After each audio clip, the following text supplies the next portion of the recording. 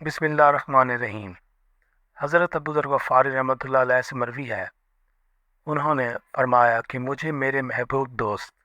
صلی اللہ علیہ وآلہ وسلم نے 7 باتوں کا خاص طور سے حکم فرمایا ہے: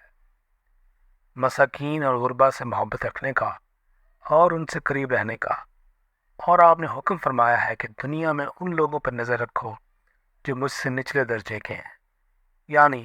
جن کے پاس دنیا کی زندگی کا سامان مجھ سے بھی کم ہے، اور ان پہ نظر نہ رکھو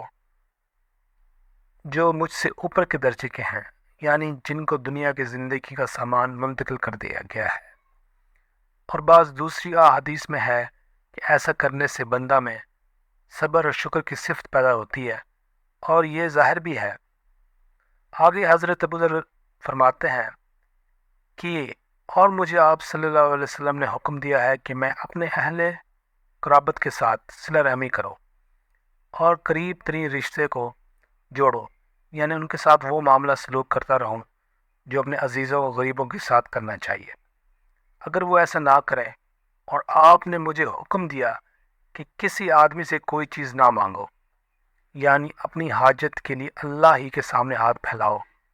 اور اس کے سوا کسی کے در کا حصہ نہ بنو، اور آپ نے مجھے حکم فرمایا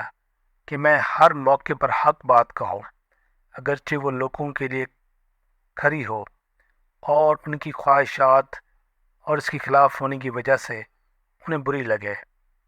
اور آپ نے مجھے کہا کہ میں اللہ کے راستے میں کسی ملامت کرنے والے کی ملامت سے نہ ڈرے، یعنی دنیا والے اگرچہ مجھے برا کہیں لیکن میں وہی کہوں اور وہی کروں جو اللہ کا حکم ہو اور جس سے اللہ راضی ہو، اور کسی کے برا بھلا کہنے کے متعلق پرواہ نہ کروں۔ اور آپ نے مجھے حکم فرمایا کہ میں تعلیماً لا حول ولا قوت الا باللہ، یہ سب باتیں اس کے خزانے کی ہیں جو عرش کے نیچے ہیں، یعنی یہ اس کے خزانے کی قیمتی جواہرات ہیں جو عرش الہی کے نیچے ہے، اور جن کو اللہ ہی جن بندوں کو چاہتا عطا فرماتا ہے، کسی اور کی وہاں تک دسترس نہیں۔